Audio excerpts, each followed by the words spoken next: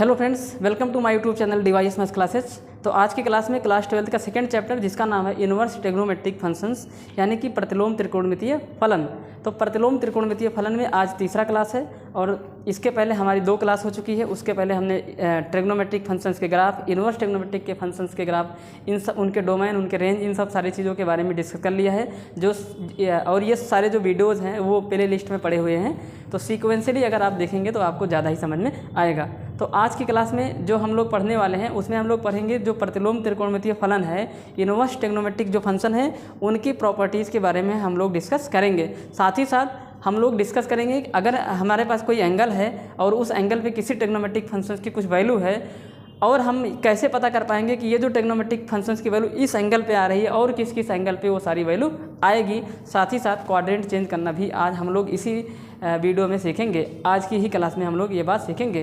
तो सबसे पहले प्रॉपर्टीज़ को पढ़ेंगे, लेकिन प्रॉपर्टीज़ पढ़ने के पहले मैं आपको कुछ चीज़ें बताना चाह रहा हूँ, तो आप सबसे पहले उस पर फोकस करें, नहीं तो आप पूरी एक्सरसाइज को समझ नहीं पाएंगे। तो सबसे पहले क्या है, साइन इनवर्स यक्स की जो वैल्यू है वो कभी भी 1/sin यक्स नहीं होती है। इस कन्फ्यूजन में आप लोग मत पड़े रहिएगा कि sine inverse x equal to 1/sin x होगा। ये बात क्या है, गलत है। इसी प्रकार से कोई भी इनवर्स ट्रिग्नोमेट्रिक फंक्शंस का इनवर्स उसके अपॉन में नहीं होता है। जैसे cos inverse x is not equal 1/cos x, ये भी क्या है, गलत है। हाँ, रियल नंबर के लिए ये चीज़ होती थी क्या कि जो 5 की पावर -1 है वो 1/5 के इक्वल हो जाती थी, जो 6 की पावर -1 है वो 1/6 के इक्वल हो जाती थी, x की पावर -1 1/x के इक्वल हो जाता था। यहाँ ये सारी चीज़ें चलती थी। ये इसका मल्टीप्लिकेटिव इन्वर्स कहलाता था। ये भी क्या है, मल्टीप्लिकेटिव इन्वर्स, मल्टीप्लिकेटिव। तो ये सब मल्टीप्लिकेटिव इन्वर्स है। इसको हम लोग बोलते हैं गुणात्मक प्रतिलोम। तो किसी भी संख्या का गुणात्मक प्रतिलोम वो संख्या होता है जिसको यदि उस संख्या में गुणा कराया जाए तो जो रिजल्ट आएगा वो कितना आता है, 1 आता है। पर यहाँ पे ऐसा नहीं है। यहाँ पे ऐसा नहीं है कि sine inverse x into 1/sin x, अब ये कट के किसके बराबर हो जाएगा, 1 के बराबर हो जाएगा। तो यहाँ पे ये चीज़ क्या हो जाएगी, गलत। तो यहाँ पे आपको फोकस करने की आवश्यकता है। ये चीज़ आपको यहाँ पे देखने को नहीं मिलेगा।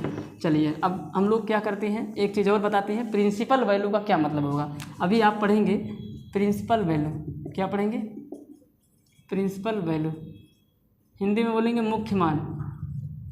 तो प्रिंसिपल वैल्यू क्या होगा, तो जिस इनवर्स ट्रिग्नोमेट्रिक फंक्शन की प्रिंसिपल वैल्यू पूछेगा तो जो भी एंगल आएगा, यानी कि उस इनवर्स ट्रिग्नोमेट्रिक फंक्शंस की जो भी वैल्यू आएगी, और आप सभी जानते हैं कि जो इनवर्स ट्रिग्नोमेट्रिक फंक्शन होता है, जो प्रतिलोम त्रिकोणमितीय मान होता है, फलन होता है, वो एक एंगल आंसर देता है। उसका जो आंसर आता है, उसकी जो वैल्यू आती है वो एक एंगल होता है। तो यानी कि एक ऐसा एंगल आ जाए उस इनवर्स ट्रिग्नोमेट्रिक फंक्शंस का जो उसकी रेंज से बिलोंग करता हो। कहाँ से बिलोंग करता हो, रेंज से, डोमेन से नहीं बोल रहा हूँ, कहाँ से बिलोंग करता हो, रेंज से बिलोंग करता हो। जैसे मान लीजिए साइन इनवर्स की रेंज कितनी है, साइन इनवर्स फंक्शन की जो रेंज है वो कितनी है, तो साइन इनवर्स यक्स फंक्शन की जो रेंज है, जो परिसर उसका -π/2 से π/2। अब कोई भी एंगल, अब मान लीजिए यहाँ पे लिखा गया हो साइन इनवर्स, कितना लिखा गया हो, साइन इनवर्स, उसके बाद यहाँ पे साइन यक्स लिखा गया हो। अब ये चीज़ यक्स के बराबर हो सकती है। साइन इनवर्स साइन यक्स किसके बराबर हो जाएगी, यक्स के बराबर। याद रहे ये साइन और साइन इनवर्स कटते नहीं है, याद रखे रहना। ये कटेंगे नहीं, लेकिन हम लोग इसको ऐसे फील करेंगे कि ये कट गए, पर कटता नहीं है, वो कंपेयर करते हैं यहाँ पे। तो ये इससे समझ लीजिए, एक तरीके से समझ लीजिए कि ये कट गया है, पर कटता नहीं है, याद रखे रहना। वो हम लोग वहाँ से कंपेयर करते हैं। तो देखिए क्या है, ये यक्स के बराबर तब होगा जब ये जो यक्स होगा, यहाँ पे जो यक्स होगा, इस एंगल के साथ जो यक्स होगा वो क्या होगा, बिलोंग करना चाहिए -π/2 से π/2 के बीच, यानी कि -π/2 से π/2 के बीच, -π/2 से बड़ा और +π/2 से छोटा, या ये दोनों भी, या इनके बीच के किसी भी नंबर से अगर ये बिलोंग करेगा तो ये इस कट के, यानी कि इसका जो आंसर आएगा इस साइन इनवर्स समथिंग, ये लिखा गया साइन इनवर्स समथिंग का जो भी आंसर आएगा, ये जो एंगल होगा, ये एक एंगल होगा। तो यही एंगल, ये भी तो एंगल है। तो ये जो एंगल होगा अगर इस रेंज से बिलोंग करेगा तब जाके ये एक्स के इक्वल होगा, अदरवाइज एक्स के इक्वल नहीं होगा। और जो भी एंगल इस रेंज के अंदर बिलोंग करेगा उसी को हम लोग बोलेंगे प्रिंसिपल वैल्यू। तो क्या बोलेंगे, प्रिंसिपल वैल्यू, तो मुख्य मान, उसी को हम लोग क्या करेंगे, बोलेंगे। तो ऐसे किसी भी इनवर्स ट्रिग्नोमेट्रिक फंक्शंस के लिए मुख्य मान निकालने के लिए जो भी एंगल आए, अगर वह एंगल उसकी रेंज से बिलोंग करता है तब वो उसका मुख्य मान कहलाएगा, अदरवाइज मुख्य मान नहीं कहलाएगा। प्रिंसिपल वैल्यू तभी कहलाएगा जब वो उसकी रेंज से, वह एंगल उसकी रेंज से बिलोंग करता होगा। आपको ये बात फोकस करनी है, इस पर ध्यान देना है। तो अब चलिए स्टार्ट करते हैं प्रॉपर्टीज़ के बारे में।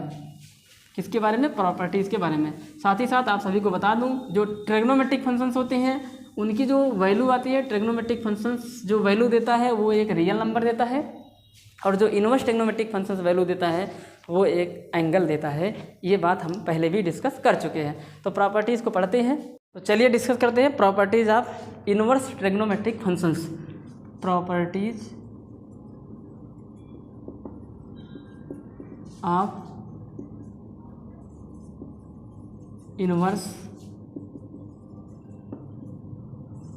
ट्राइगोनोमेट्रिक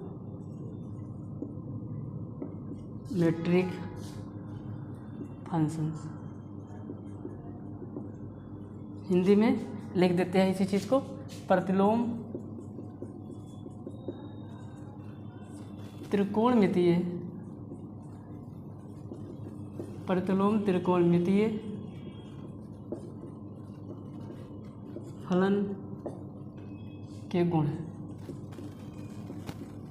क्या पढ़ेंगे? प्रतिलोम त्रिकोणमितीय फलन के गुण। तो इनके बारे में हम लोग डिस्कशन करते हैं। तो पेयर में पढ़ेंगे, साइन इनवर्स को पढ़ेंगे, कॉस इनवर्स को पढ़ेंगे। तो ऐसे करके हम लोग एक एक करके पढ़ते हैं। तो सबसे पहली प्रॉपर्टीज़ क्या है कि साइन और साइन इनवर्स यक्स ये किसके बराबर होगा? दूसरा साइन इनवर्स साइन एक्स किसके बराबर होगा?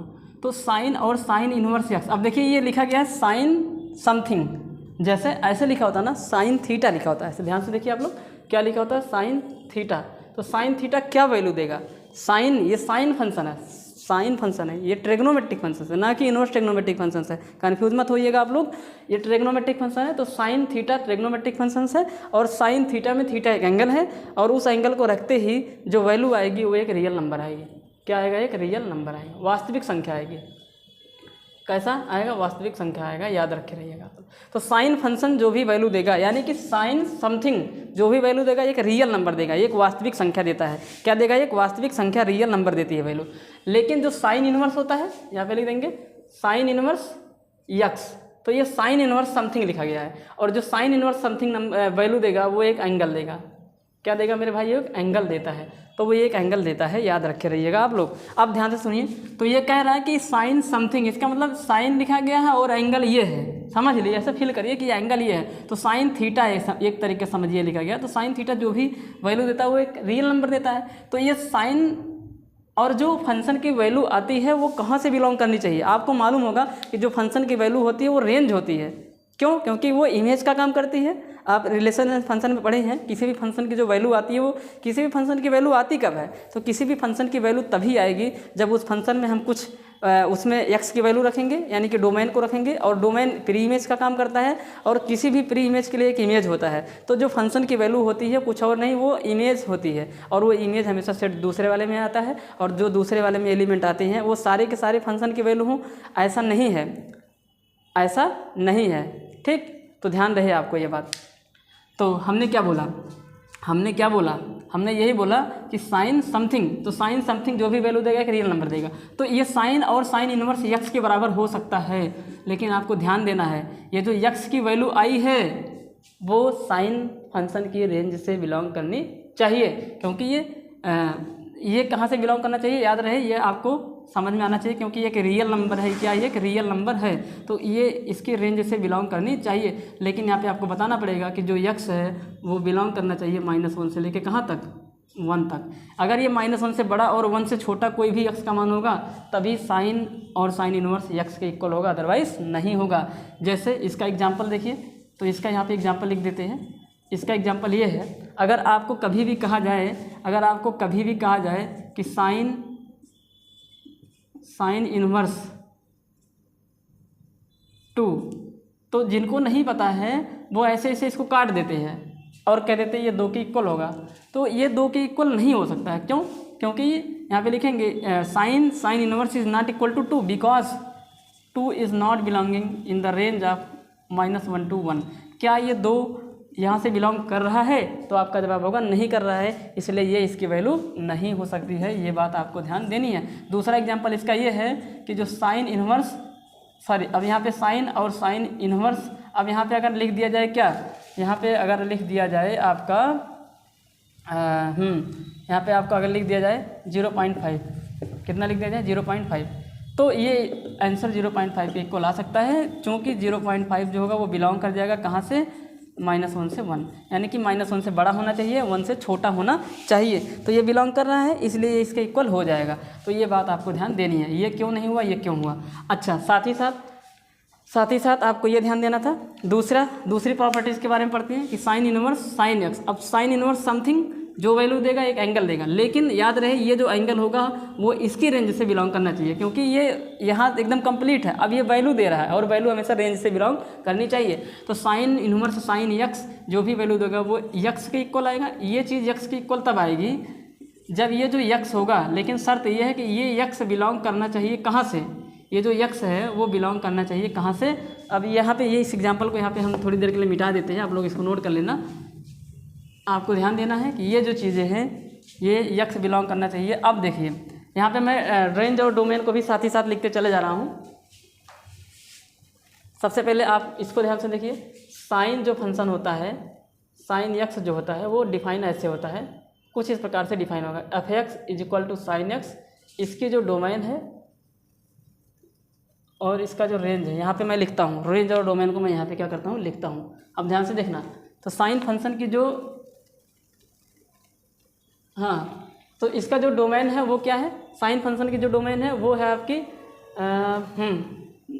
माइनस पूरा रियल नंबर, कितना है, पूरा रियल नंबर, और इसकी जो रेंज है वो है -1 से लेकर 1 तक क्लोज इंटरवल में, ये है। और जो साइन इनवर्स फंक्शन है f x equal to sine inverse x, इसकी जो डोमेन है वो क्या है, अब रिस्ट्रिक्टेड डोमेन थी, याद रखे रहिएगा, रिस्ट्रिक्ट करना पड़ा था पहले ट्रिग्नोमेट्रिक फंक्शंस को, तब वो इन्वर्टिबल बना था, और जैसे ही वो इन्वर्टिबल बना तो इन्वर्स फंक्शन आया, और जब इन्वर्स फंक्शन आया तो डोमेन और रेंज आपस में इंटरचेंज हो गए थे, और रिस्ट्रिक्टेड डोमेन -π/2 से π/2 थी। आपको ये बात याद रखनी है, इसी बात को हम लोग यहाँ पे लिखेंगे। तो जो साइन इनवर्स यक्स है, इसके जो डोमेन है वो क्लोज इंटरवल में -π/2 से लेके π/2 होती है, और इसका जो रेंज है वो -1 से लेके 1 होता है। ठीक, नहीं, गलत हो गया।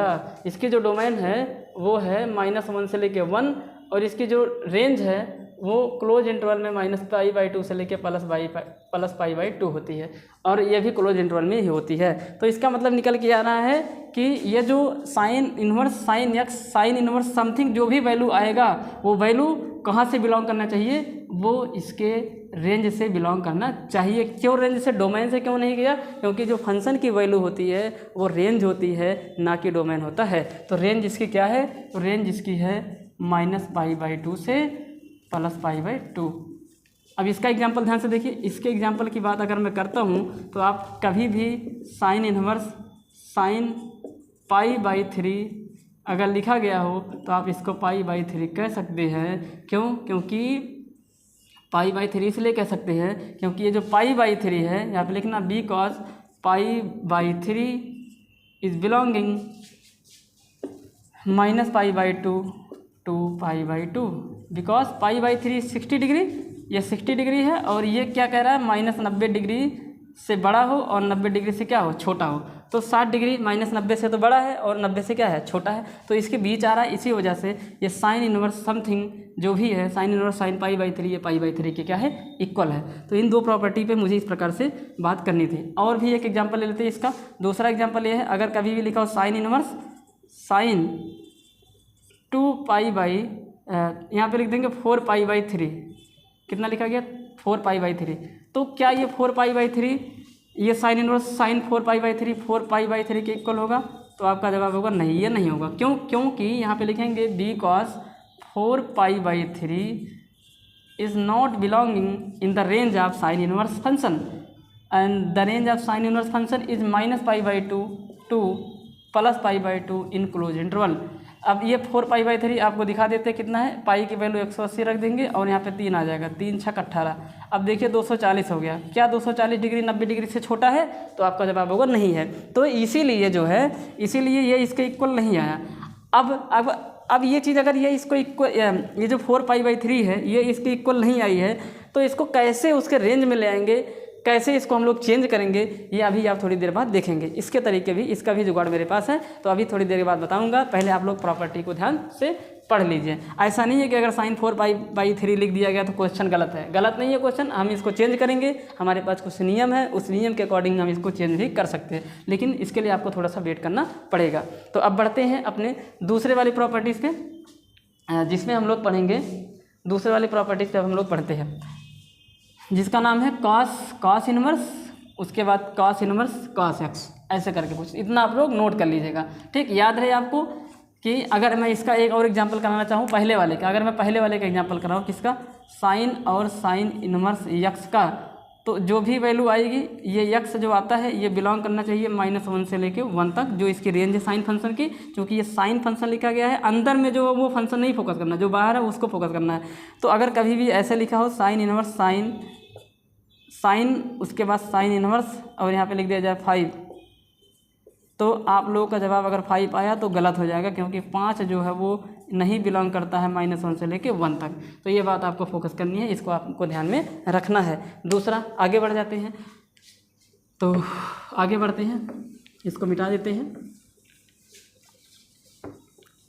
दूसरी प्रॉपर्टीज़ क्या है, कॉस और कॉस इनवर्स की है। तो दूसरा है हमारे पास दूसरी प्रॉपर्टी है कॉस इनवर्स एक्स और कॉस, तो ये समझ लीजिए तीसरी है और ये चौथी है। उसके बाद है कॉस इनवर्स कॉस एक्स। देखिए ये कॉस फंक्शन है, ये कॉस इनवर्स फंक्शन है, यानी कि ये ट्रिग्नोमेट्रिक फंक्शन है, ये इनवर्स ट्रिग्नोमेट्रिक फंक्शन है। तो कॉस और कॉस इनवर्स यक्स के बराबर तब होगा जब जो ये वाला यक्स होगा, व्हेन यक्स इज बिलोंगिंग, अब जो इसकी रेंज है, रेंज इसकी यही है, -1 से लेके कितनी 1 है। और यहाँ पे देखिए ये चीज़ भी यक्स के साथ बिलोंग कर जाएगी, मतलब cos inverse cos x belong equal x आ जाएगा, लेकिन जो यक्स है वो कॉस इनवर्स की रेंज से बिलोंग करनी चाहिए। तो कॉस इनवर्स की जो रेंज है वो क्लोज इंटरवल में 0 से लेके पाई के बीच होती है, यानी कि 0 डिग्री से बड़ा एंगल होना चाहिए और पाई मीन्स 180 डिग्री से छोटा होना चाहिए। 0 डिग्री होगा तो भी चलेगा, 180 डिग्री होगा तो भी चलेगा। तो 0 हो या 0 से बड़ा हो, पाई हो या पाई से छोटा हो, अगर x की वैल्यू ऐसा है और इसके अंदर आने वाली जितनी भी x की वैल्यू होंगी उन्हीं को हम लोग प्रिंसिपल वैल्यू कहेंगे। अगर बड़ा आ गया, भले ही वैल्यू वही दे रहा है, लेकिन वो प्रिंसिपल वैल्यू नहीं हो सकता है, ठीक। ये बात आपको ध्यान में रखना है, ठीक। यहाँ पे लिख देते हैं डोमेन रेंज को। ये जो कॉस यक्स फंक्शन है, इसकी जो डोमेन है और इसकी जो रेंज है, यहाँ पे लिख देता हूँ। कॉस फंक्शन की जो डोमेन है वो है पूरा का पूरा रियल नंबर, और इसकी जो रेंज है -1 से लेकर 1 क्लोज इंटरवल में होती है। और जो कॉस इनवर्स यक्स होता है, इसकी जो डोमेन है वो यही रेंज बन जाती है -1 से लेकर 1, और इसका जो रेंज होता है, रिस्ट्रिक्टेड जो डोमेन है इस कॉस एक्स का, जिस पे वो इन्वर्टिबल बना था, वो होता है जो कि 0 से लेकर पाई, लेकिन इंटरवल कौन सा लगा था, क्लोज इंटरवल लगा था। तो इसके एग्जाम्पल ध्यान से देखिए। तो इसका जो एग्जाम्पल है वो पहले वाले के जैसा है, तो इसका एग्जाम्पल ध्यान से देखिए। इसका एग्जाम्पल, तो अगर कहीं पे भी कॉस, उसके बाद कॉस इनवर्स रूट में 3 लिखा गया है, तो ये कभी भी √3 के इक्वल नहीं होगा। क्यों? क्योंकि √3 because √3 is not belonging in the range of -1 to 1, because the value of the √3 is 1.732, जो कि 1 से क्या है, ज़्यादा है। तो ये कहता है कि 1 से छोटा होना चाहिए, -1 से बड़ा होना चाहिए, और -1 और 1 भी होंगे तो भी कोई प्रॉब्लम नहीं होगी। तो ये इस तरीके से आता है। दूसरा एग्जांपल इसके लिए ध्यान से देखिए। तो कॉस इनवर्स फंक्शन, ये कॉस इनवर्स लिखा है, ये कॉस फंक्शन है। तो कॉस इनवर्स समथिंग, जो भी आंसर देगा एक एंगल देगा, क्योंकि कॉस इनवर्स फंक्शन एंगल देगा, इनवर्स ट्रिग्नोमेट्रिक फंक्शन से एक एंगल देता है, और वो जो एंगल है वो एक इस इंटरवल से बिलोंग करना चाहिए। एग्जाम्पल ध्यान से देखिए। Cos inverse cos π/6 is equal to π/6 हो सकता है, because the π/6 is belonging π/6 belonging 0 to π, तो कॉस की जो रेंज है ना, कॉस इन्वर्स की जो रेंज है वो पॉजिटिव नंबर है, पॉजिटिव एंगल होंगे वही उसके रेंज होंगे। ठीक, अच्छा अगर मान लीजिए ऐसे आ गया, अगला एग्जांपल कॉस इन्वर्स 7π/6 लिख दिया जाए। कितना लिख दिया जाए? 7π/6।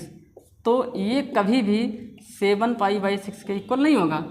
क्यों? क्योंकि 7π/6 because 7π/6 is not belonging 0 to π, क्योंकि ये 0 से बड़ा और पाई से छोटा नहीं, बल्कि ये पाई से ही बड़ा है। क्यों? क्योंकि 7π/6 का क्या मतलब है, दिखा देते हैं आपको। 7 × π की वैल्यू 180 और बटे 6 3 जा 18 और 7 3 जा 20, 210 डिग्री आ गया। 210 डिग्री 180 से क्या है, ज़्यादा है। तो ऐसे हमने चेक कर लिया तो देखा कि ज़्यादा है। हाँ, तो अगर ये ऐसे आ जाता है तो फिर क्या करेंगे, तो मैं थोड़ा सा आपको बता देता हूँ कि इसको कैसे करते हैं। लेकिन अभी लास्ट में ना कुछ तरीके बताऊँगा आपको, हमेशा उसी तरीके से इसको रेंज में लेके आना पड़ेगा।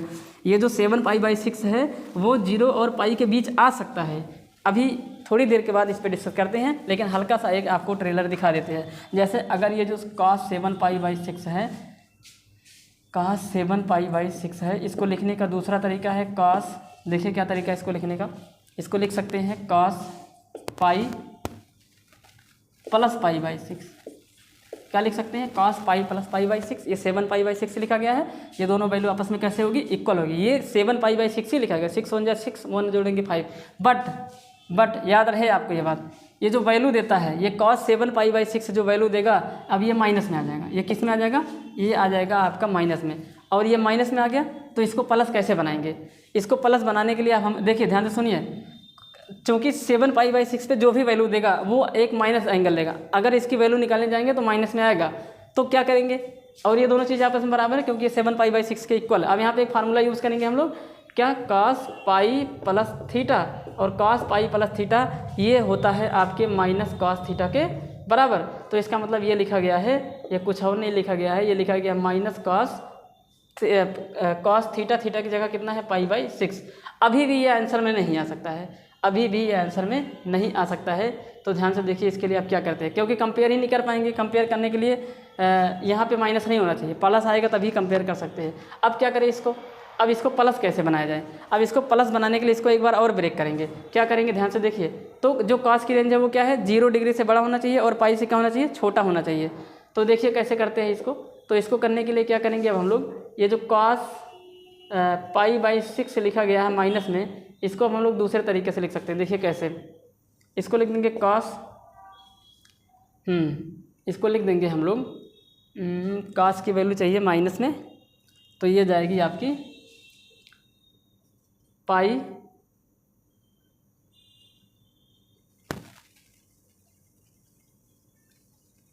0 से पाई है। तो मुझे जाना पड़ेगा कौन सा क्वाड्रेंट, पाई में से π/6 को घटा देंगे। अब देखिए, अब ध्यान से देखिए। हाँ ठीक है, तो यहाँ पे क्या करेंगे, इसको लिख देंगे cos π - π/6। इसको ऐसे लिख देंगे पाई -π/6 से पाई -π दिख नहीं रहा, इधर लिखते हैं। तो ये जो हमारा आया हुआ है, क्या हमारा लास्ट में कितना आ गया? माइनस में cos π/6। ये जो माइनस में cos π/6 है, इसको अब हम लोग लिख सकते हैं क्या? इसको लिख देंगे cos π - π/6। चूँकि cos π - theta minus cos theta के ही बराबर, और थीटा की जगह पे कितना यहाँ पे लिख देंगे, चूँकि cos π - theta is equal to -cos theta, और थीटा की जगह पे कितना लिखा गया है? π/6। तो ये -cos π/6 ही लिखा गया है। लेकिन अब इसको सॉल्व कर लेंगे, और जैसे इसको सॉल्व करेंगे 6 1 जा 6, तो ये आ जाएगा cos 5π/6। तो ये cos 5π/6 के बराबर हो जाएगा। अब आप इसको 5π/6 को सॉल्व करेंगे तो पाई की वैल्यू 180 रखिए, 6 से डिवाइड कर दीजिए, तो 6 3 18 और 3 5 15, देखिए 150 डिग्री आ गया। तो ये कहीं जाके आपको आंसर में देखने को मिलेगा। तो इसका जो आंसर आएगा, इसका जो प्रिंसिपल वैल्यू होगा वो 5π/6 होगा। तो ये जो हम लोग मैनिपुलेशन किए हैं, ये जो चेंज किए हैं, ये चेंज करने का जो तरीका है अभी हम आपको थोड़ी देर के बाद बताएंगे। तो इस तरीके से कुछ यहाँ पे सॉल्व करेंगे। शायद अभी आपको ये समझ में नहीं आया होगा, तो मुझे पता है आपको समझ नहीं आया होगा, तो इसलिए मैं अभी आगे बढ़ जाता हूँ। अभी जब हम सारी प्रॉपर्टीज इसके डिस्कस कर लेंगे तो उसके बाद हम इस पर डिस्कस करेंगे तो कैसे हम लोग इसको चेंज करते हैं। ठीक, तो चलिए फिलहाल अब बढ़ते हैं अपने दूसरे वाले तीसरी प्रॉपर्टीज़ पे, अगली वाली प्रॉपर्टीज़ पे। याद रहे आपको, रेंज के अंदर आएगा तभी ये इसकी वैल्यू इक्वल होगा, अदरवाइज़ नहीं होगा। ठीक है, जैसे कि देखिए ये 7π/6 आ गया था, जो कि पाई से बड़ा था, 0 और पाई के बीच नहीं आ रहा था, इसीलिए यहाँ पे मुझे इन सब सारी को चेंज करना पड़ा। तो ये बात आपको फोकस करनी है। जिनको ये बात नहीं पता होती है वो कास और कास इनवर्स को देखते ही काट देते हैं।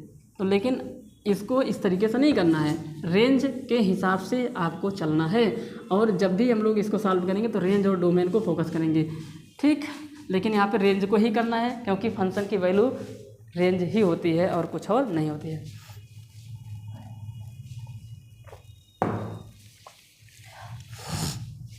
अब हम लोग पढ़ेंगे अपनी, तो 2 4 हो गए प्रॉपर्टी। अब हम लोग पढ़ेंगे 5वीं प्रॉपर्टी, 5 और 6 नंबर। तो 5वीं प्रॉपर्टी क्या है? tan और tan इनवर्स x। ये अगली क्या है? tan इनवर्स और tan x। देखिए tan समथिंग कंप्लीट है, tan इनवर्स समथिंग कंप्लीट है। जो भी वैल्यू आता है एक रेंज होती है, और जो tan है वो ट्रिग्नोमेट्रिक फंक्शन है। ट्रिग्नोमेट्रिक फंक्शन से रियल नंबर वैल्यू देता है, और इनवर्स ट्रिग्नोमेट्रिक फंक्शन से एक एंगल वैल्यू देता है। इसका मतलब इसका जो आंसर आएगा वो एक एंगल आएगा।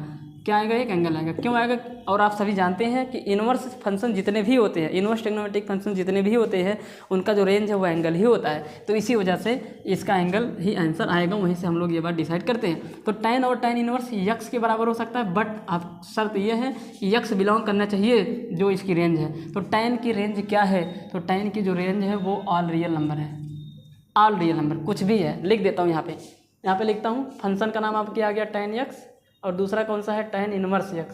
तो tan x की जो रेंज है वो क्या है? सॉरी, tan x फंक्शन की जो डोमेन है वो क्या है? तो tan x फंक्शन जहाँ जहाँ साइन अनडिफाइन होगा, सॉरी जहाँ जहाँ साइन 0 होगा वहाँ वहाँ tan अनडिफाइन होता है। तो इसकी जो डोमेन है वो क्या थी? याद करिए आप लोग, पूरा का पूरा रियल नंबर था, लेकिन इनमें से हमें घटाना पड़ा था किसको? n पाई को, because tan theta equal to sine theta upon cos theta, where cos theta, sorry एक सेकेंड मिस्टेक हो रहा है यहाँ पे। tan थीटा जहाँ पे cos 0 होगा वहाँ पे ये tan अनडिफाइंड हो जाएगा, मिस्टेक से साइन बोल दिया।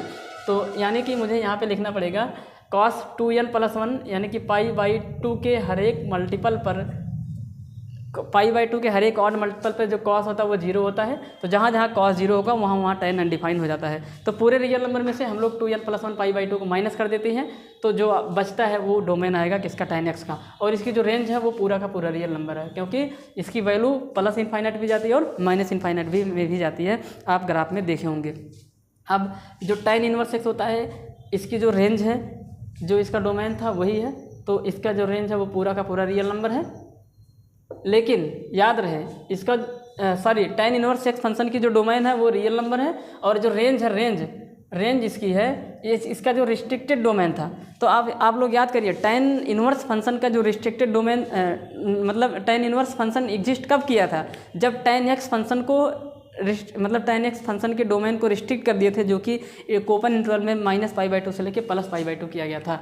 तो याद होना चाहिए इसकी जो रेंज है वो -π/2 से लेके +π/2 है, लेकिन इंटरवल कौन सा लगेगा? ओपन इंटरवल लगता है। ये बात की जानकारी आपके पास होनी चाहिए।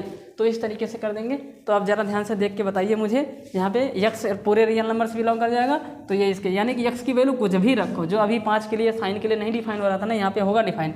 tan इनवर्स tan x के इक्वल होगा, लेकिन शर्त ये है x बिलोंग करना चाहिए उसकी रेंज से, tan इनवर्स की रेंज से। तो tan इनवर्स की जो रेंज है वो -π/2 से लेके +π/2 है, लेकिन अब की बार शर्त ये है कि यहाँ पे ओपन इंटरवल लेना है, यानी कि π/2, -π/2 और +π/2 को छोड़ देना है, उनके बीच जो एंगल आएंगे उनको लेना है। यानी कि -π/2 से बड़ा होना चाहिए एंगल, और π/2 से छोटा अगर होगा ये x, तभी x के इक्वल होगा, अदरवाइज x के इक्वल नहीं होगा। जैसे एग्जाम्पल देखिए इन दोनों के, इसका एग्जाम्पल देखिए, अब की बार x रियल नंबर से बिलोंग कर जाएगा। तो अगर कहीं पे भी लिखा हो tan 18, tan इनवर्स 18, तो ये 18 के बराबर हो जाएगा, no doubt, because 18 is belonging real number, यानी कि इसके रेंज से बिलोंग कर जाएगा। अगला एग्जांपल देखिए, tan इनवर्स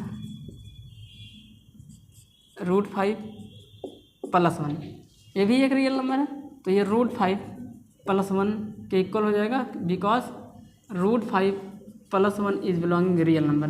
रियल नंबर से बिलोंग करेगा तभी इक्वल होगा, अदरवाइज नहीं होगा। लेकिन अगर ये ऐसे आ गया तो tan, उसके बाद इधर आ गया tan इनवर्स माइनस में √2। अब ये माइनस में √2 के इक्वल कतई नहीं होगा। क्यों? क्योंकि ये जो माइनस √2 है is not belonging real number, यह एक कॉम्प्लेक्स नंबर है। रूट के अंदर माइनस कॉम्प्लेक्स नंबर को दिखाता है, इमेजिनरी संख्या को दिखाता है, और जब जब x की वैल्यू एक इमेजिनरी नंबर होगा तब तक ये tan और tan इनवर्स इसके इक्वल नहीं होगा, यानी कि माइनस में √2 के इक्वल नहीं होगा, क्योंकि ये कॉम्प्लेक्स नंबर है। क्या है ये? कॉम्प्लेक्स नंबर, ये काल्पनिक संख्या है, इस वजह से ये इसके इक्वल नहीं होगा। ये बात आपको याद रखनी है। ठीक, उम्मीद करता हूँ कि आपको ये समझ में आया होगा। रियल नंबर था इसलिए सब कुछ हुआ, पर यहाँ पे मैटर ख़राब हो गया, यहाँ पे इक्वल नहीं हुआ। अब इसका एग्जांपल देखिए, इसका एग्जांपल tan और tan इनवर्स का एग्जांपल देखिए, tan इनवर्स और tan समथिंग का एग्जांपल देखिए। जैसे आपने पढ़ा tan इनवर्स tan x, तो tan इनवर्स tan x जो होगा वो x के इक्वल होगा, लेकिन शर्त ये है कि x बिलोंग करना चाहिए कहाँ से? -π/2 से लेके π/2 के बीच आना चाहिए, तभी माना जाएगा। यानी कि -π/2 से बड़ा हो, π/2 से छोटा हो, ना वो -π/2 हो ना वो +π/2, इससे बड़ा छोटा इनके बीच आने चाहिए, इनके बीच आना चाहिए। ठीक, अब जैसे एग्जांपल देखिए इसका, ये तो प्रॉपर्टी थी, इसके एग्जांपल ध्यान से देखिए आप लोग, इसके एग्जांपल को फोकस करिए आप लोग। इसका एग्जांपल ये है, जैसे अगर कभी भी बोल दिया जाए tan इनवर्स -π/6, तो tan इनवर्स tan π/6, वो भी कौन सा वाला? माइनस वाला, तो ये बराबर हो जाएगा माइनस में π/6 के।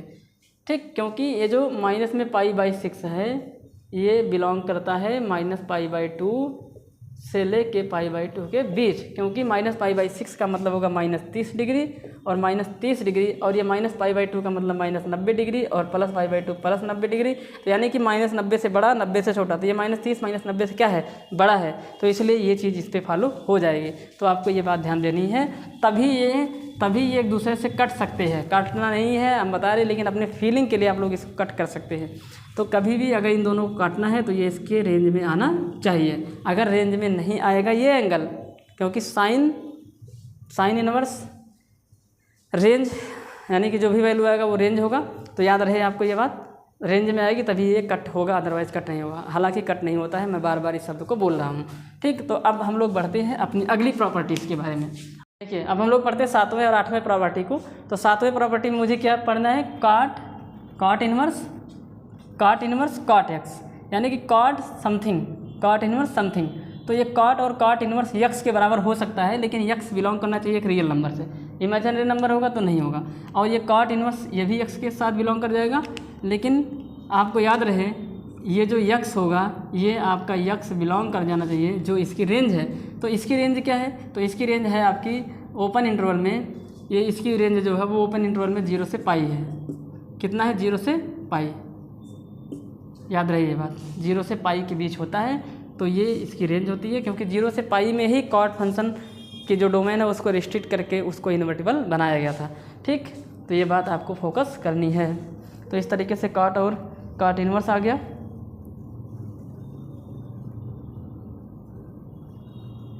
इसका एग्जांपल देखिए, इनके एग्जांपल देखिए।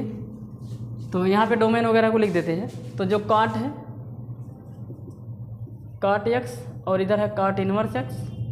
तो कॉट x फंक्शन की डोमेन क्या है? इसकी जो डोमेन है कॉट x फंक्शन की डोमेन क्या क्या वैल्यू रख सकते हैं? तो cot x equal to cos x upon sine x, जहाँ जहाँ साइन 0 होगा उसको निकाल लेंगे।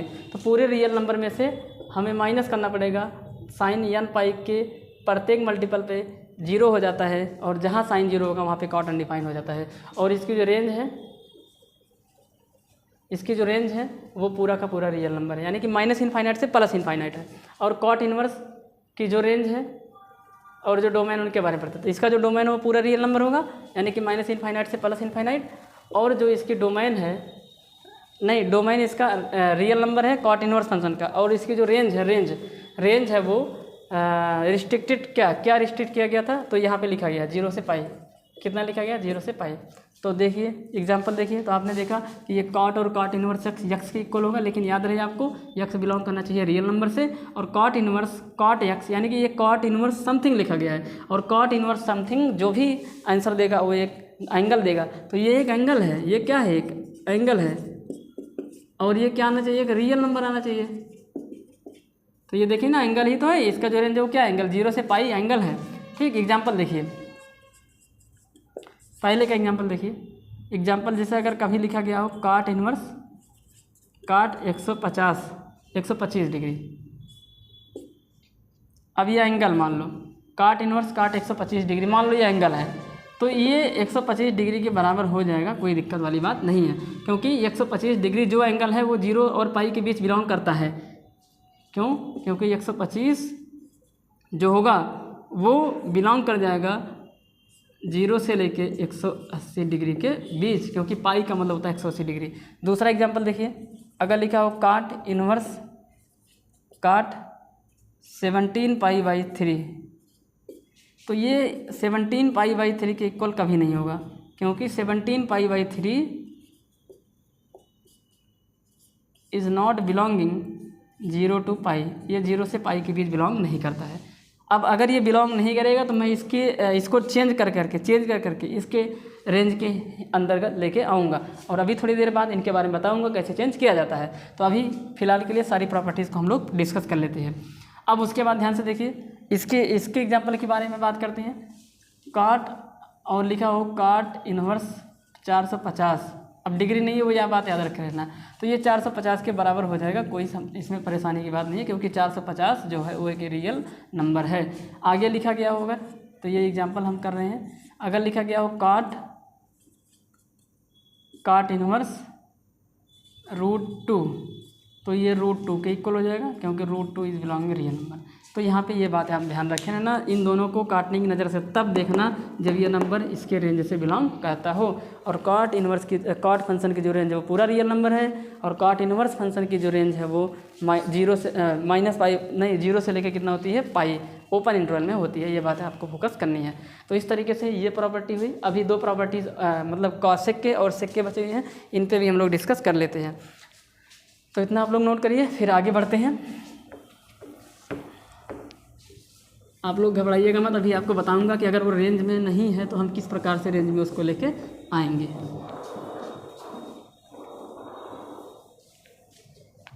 अब देखिए सेक और कॉसेक, तो कॉसेक उसके बाद तो ये है प्रॉपर्टी नंबर कौन कौन सी, 8 हो गई थी, 9, 10। तो कॉसेक और कॉसेक इनवर्स एक्स और कॉसेक इनवर्स एक्स और कॉसेक एक्स, तो ये एक्स के इक्वल होगा, ये भी एक्स के इक्वल होगा। बट आपको फोकस करना है यहाँ पे, जो एक्स है वो बिलोंग करना चाहिए कहाँ से, और यहाँ पे जो एक्स है वो कहाँ से बिलोंग करना चाहिए। तो कॉसेक एक्स की जो रेंज है वो क्या है, तो कॉसेक एक्स की रेंज को दो प्रकार से लिख सकते हैं। एक तो ये लिख सकते हैं कि पूरे रियल नंबर में से माइनस करना पड़ेगा -1 to 1 को, और इसी शब्दों को ऐसे लिख सकते हैं -∞ से -1 तक यूनियन लगाते थे, याद रखिए आप लोग यूनियन लगाते थे, और 1 से लेके इनफाइनाइट तक। यानी कि अगर -∞ से लेके -1 तक आता है, यानी कि -∞ से बड़ा हो और -1 से छोटा हो, और 1 से बड़ा हो और किससे छोटा हो, इनफाइनाइट से छोटा हो, तब तो जो कॉसेक और कॉसेक इनवर्स यक्स, किसकी वैल्यू, यक्स की वैल्यू। एग्जांपल अभी बताऊंगा तो आपको समझ में आएगा। और इधर ध्यान से देख लीजिए, इधर क्या है, cosec inverse x cosec x के इक्वल होगा, यानी कि यहाँ की जो वैल्यू लिखी गई होगी उसके इक्वल तब आएगा जब वो उसकी रेंज में होगा। अब रेंज क्या है इसकी, याद रखिए, याद करिए इसकी रेंज क्या है। तो इसकी जो रेंज है कॉसेक इनवर्स फंक्शन की जो रेंज है वो क्या है, तो कॉसेक इनवर्स फंक्शन की जो रेंज है वो देखिए क्लोज इंटरवल में ही होगा, -π/2 से लेके कहाँ तक होगा। कॉसेक इनवर्स की जो रेंज है वो क्लोज इंटरवल में, हाँ क्लोज इंटरवल में -π/2 से लेके π/2 होती है, और इसमें से 0 को क्या करना पड़ेगा, माइनस करना पड़ेगा। क्लोज इंटरवल में -π/2 से लेके +π/2 होती है, इसमें से किसको माइनस करना पड़ेगा, 0 को माइनस करना पड़ेगा। क्यों, क्योंकि 0 पर जो कॉसेक होता है वो अनडिफाइंड हो जाता है, because cosec is equal to 1/sin, and if x is 0 then sin 0 is equal to 0, और अगर sin 0 होगा तो कॉसेक क्या हो जाएगा, अनडिफाइंड हो जाएगा, क्योंकि cosec is equal to 1/sin होता है। ठीक, तो ये बात याद रखें। तो अगर कोई भी एंगल जो इसके बीच आता है लेकिन 0 नहीं होना चाहिए, तो वो x के बराबर हो सकता है। एग्जाम्पल देखिए, पहले वाले का एग्जाम्पल देखिए, फिर दूसरे वाले का। तो इसका एग्जाम्पल देखिए, याद रहे ये -1 से बड़ा और 1 से छोटा होना चाहिए, -1 से सॉरी अरे यार, ये माइनस इनफाइनाइट से बड़ा और -1 से छोटा, और -1 को भी लेना है, और 1 या 1 से बड़ा लेकिन इनफाइनाइट से छोटा, इसी की रेंज में अगर आएगा तो वो x के इक्वल होगा, अदरवाइज नहीं होगा। देखिए ध्यान से कैसे, अगर लिखा गया हो cos, उसके बाद cos इनवर्स 0.5,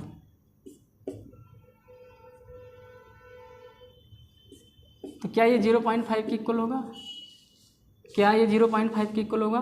तो आपका जवाब होगा नहीं होगा। क्यों? क्योंकि जो कॉसेक इन्वर्स की रेंज है वो 1 से बड़ी आनी चाहिए, तो ये नॉट इक्वल होगा, is not equal to, because 0.5 is not belonging minus infinite to -1 union 1 to infinite. ठीक, दूसरा एग्जाम्पल देखिए, कॉसेक, यहाँ पे कॉसेक लिखना था, कॉसेक, उसके बाद यहाँ पे कितना जाएगा, कॉसेक इनवर्स 5। क्या ये 5 के इक्वल होगा? Yes, this is equal to 5, because 5 belonging, 5 बड़ा है ना, देखिए 5 1 से क्या है, बड़ा है, और उसने कहा है 1 से बड़ा चलेगा, तो 5 belonging minus infinite to -1 union 1 to infinite. तो जब जब ये इसकी रेंज में आएगा तब तब ये इसके इक्वल होगा, अगर ऐसा नहीं है तो मुझे उसकी रेंज में लेके आना पड़ेगा। अगला एग्जांपल देखिए, इसका एग्जांपल, जैसे अगर लिखा गया हो कॉसेक इनवर्स, यहाँ पे x नहीं है यार, कॉसेक इनवर्स, और यहाँ पे लिख दिया जाए कॉसेक, और यहाँ पे आ गया π/3, तो π/3 क्या इसकी रेंज में आ रहा है? क्या वो 90 डिग्री से छोटा है? यस, 90 डिग्री से क्या है, छोटा, तो ये π/3 के क्या होगा, इक्वल होगा। ठीक, अगला एग्जांपल देखिए, कॉसेक, उसके बाद यहाँ पे लिख देंगे कॉसेक, उसके बाद यहाँ पे लिख दिया जाए माइनस में 3π/4, कितना, माइनस में 3π/4, इसको ऐसे लिख देता हूँ आपकी बात। तो क्या ये कॉसेक, और यहाँ पे कॉसेक इन्वर्स है, कॉसेक इन्वर्स -3π/4, क्या ये -3π/4 के इक्वल होगा? x की जगह पे वही आया है -3π/4, क्या ये इसके इक्वल होगा? तो हाँ, अगर ये इसके इक्वल होगा तो होगा, रेंज में आएगा तो होगा। आप चेक कर लेते हैं, -3π/4 किसके बराबर होगा, बोलो ये, -135 के, और -135 डिग्री का जो एंगल है, क्या वो एंगल -90 से बड़ा है? तो आपका जवाब होगा नहीं, -90 से क्या है, छोटा है। तो इसी वजह से ये नॉट इक्वल होगा, because this is not belonging in the range of -π/2 to +π/2 close interval. तो ये इसमें बिलोंग नहीं कर रहा है, इसलिए इसके इक्वल नहीं होगा। तो ये बात याद रखे रहना, जब ये दोनों आपस में बिलोंग करेंगे यानी कि रेंज में आएंगे तभी ऐसा पॉसिबल है, अदरवाइज नहीं। यहाँ पे देखिए π/3 आ गया, π/3 जो कॉसेक इन्वर्स की रेंज है, यानी कि -90 से बड़ा, -90 या -90 से बड़ा, और 90 या 90 से छोटा होना चाहिए, लेकिन बीच में जो 0 आना है, 0 नहीं होना चाहिए। ठीक, तो इस तरीके से इसको हमने देखा।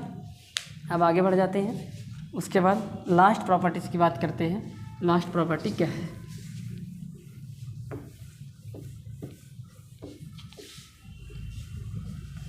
लास्ट प्रॉपर्टी देखिए सेक, तो ये है 11 और ये है 12, तो sec inverse x, sec inverse sec x, sec और सेक इनवर्स x के इक्वल हो सकता है, सेक इनवर्स x के इक्वल हो सकता है, sec inverse x sec x के इनवर्स हो सकता है, inverse sec inverse x sec x is equal to x, और sec inverse x is equal to x, लेकिन कंडीशन क्या है, ये जो x है ये बिलोंग करना चाहिए जो इसकी रेंज है, क्या है, सेक x की रेंज। तो सेक x की रेंज वही है जो कॉसेक इनवर्स की रेंज है। तो कॉसेक इनवर्स की रेंज अभी आपने लिखा था, पूरे रियल नंबर में से माइनस करना पड़ेगा किसको, -1 to 1। इसका मतलब है कि पूरे रियल नंबर में से वो नंबर नहीं आएंगे जो -1 से बड़े होंगे और 1 से छोटे होंगे। अगला यहाँ पे जो x होगा वो कहाँ से बिलोंग करना चाहिए, ये वाला जो x होगा वो 0 से पाई बिलोंग करे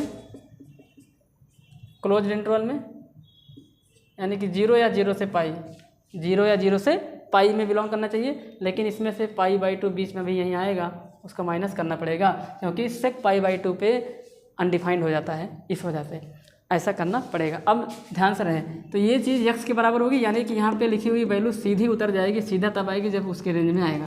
एग्जाम्पल देखिए, इसका एग्जाम्पल देखिए, अगर लिखा हो सेक और यहाँ पे सेक इनवर्स कितना लिख दें, मान लो लिख दिया जाता है 1/2,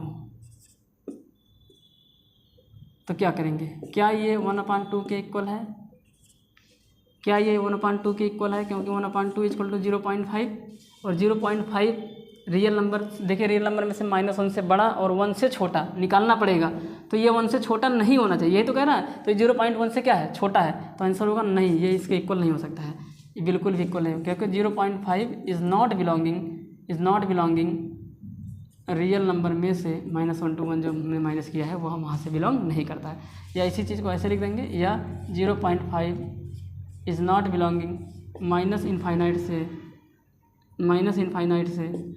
-1 यूनियन 1 से इनफाइनाइट, यानी कि जो भी यहाँ पे x की वैल्यू होनी चाहिए वो क्या होनी चाहिए, -1 से बड़ी और -1 या -1 से छोटा आना चाहिए, साथ ही साथ 1 या 1 से बड़ा, तो ये क्या 1 से बड़ा है 0.5 नहीं है बड़ा, लेकिन ये -1 से छोटा है क्या, नहीं, -1 से छोटा भी नहीं है, -1 से बड़ा है, तो इसका मतलब ये रेंज में नहीं है, तो इसीलिए ये इसको इक्वल नहीं हो सकता है। दूसरा एग्जांपल देखिए, सेक इनवर्स 5/2, क्या ये 5/2 को इक्वल हो सकता है, तो आपका जवाब होगा ज़रूर होगा, 100% बता रहा हूँ ये होगा। क्यों होगा, क्योंकि 5/2 का मतलब होता है 2.5 और 2.5 1 से बड़ा है, यानी कि ये बिलोंग कर गया है रेंज में, ये रेंज से बिलोंग कर गया, इसलिए ये चीज़ होगी। अगला एग्जांपल, इसका एग्जांपल देखिए, इसका एग्जांपल ध्यान से देखिए, इसका एग्जांपल क्या है, सेक इनवर्स यहाँ पे आ जाएगा π/4, तो ये π/4 के इक्वल मान लिया जाएगा। क्यों मान लिया जाएगा, क्योंकि ये जो π/4 है ये बिलोंग करता है 0 से लेके पाई के बीच।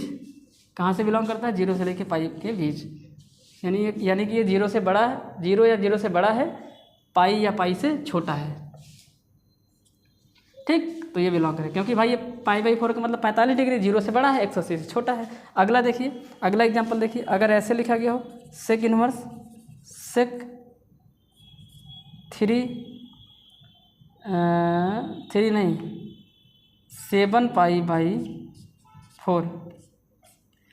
तो ये कभी भी 7π/4 के इक्वल नहीं हो सकता है। क्यों, क्योंकि 7π/4 ना ये जो है वो बिलोंग नहीं करता है 0 से पाई के बीच, देख लीजिएगा ये बिलोंग नहीं करेगा, आप लोग खुद देख लीजिएगा, 7π/4 बिलोंग नहीं करता है, क्योंकि 7π/4 बहुत बड़ा एंगल है, 7π/4 क्या है, बहुत बड़ा एंगल है, इसलिए उसमें वो बिलोंग नहीं करेगा, ठीक।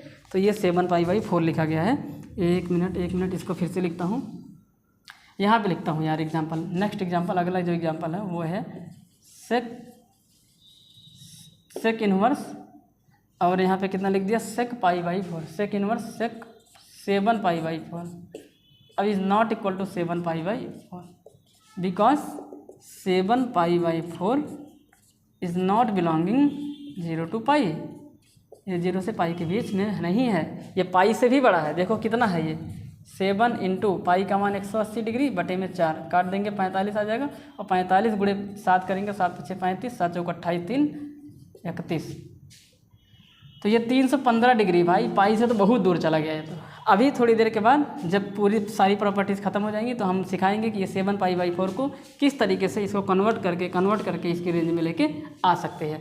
तो हमने सारी प्रॉपर्टीज़ को बताया और उसके एग्जाम्पल को बताया, तो कब वो सीधे आंसर देगा, कब सीधे आंसर नहीं देगा, प्रिंसिपल वैल्यू क्या है, प्रिंसिपल वैल्यू वही होगी।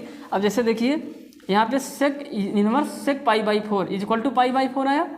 अब ये जो π/4 है वो इसके रेंज से बिलोंग कर गई, अगर ये इसके रेंज से बिलोंग कर गई है, इसका मतलब है कि इसका जो प्रिंसिपल वैल्यू होगा, ये जो क्वेश्चन अब यहाँ पे क्वेश्चन ऐसे बना के देगा, तो इसका मतलब जो π/4 है ये प्रिंसिपल वैल्यू का काम करेगा, ये प्रिंसिपल वैल्यू का काम करेगा। क्या करेगा? प्रिंसिपल वैल्यूज का काम करेगा। तो इस तरीके से ये सारी प्रॉपर्टीज़ ख़त्म हो जाती है। अब हम लोग बताएंगे, डिस्कस करेंगे कि कैसे हम लोग किसी भी एंगल को जो उसकी रेंज में नहीं है उसको उसकी रेंज में कैसे बनाते हैं। तो यहाँ पे आपको थोड़ा बहुत ट्रिग्नोमेट्रिक के बारे में थोड़ा बताते हैं, उनका यूज़ होगा। और भी अगर आपको समझ में नहीं आ रहा तो आपको जाना पड़ेगा प्लेलिस्ट में जाके ट्रिग्नोमेट्रिक के बारे में थोड़ा सा अध्ययन करना पड़ेगा, एक्सिस और एक्सिस के एंगल के बारे में देखना पड़ेगा। तो आपको एक्सरसाइज 2.1 के क्वेश्चन लगाने के लिए आपको इन सारी बातों को, इन सारी प्रॉपर्टीज़ को ध्यान में रखना पड़ेगा। साथ ही साथ जो अभी बताने जा रहे हैं उसका भी ध्यान रखना पड़ेगा, अदरवाइज आप जगह जगह पे फंसेंगे। तो ठीक है, देखते हैं क्या है आगे।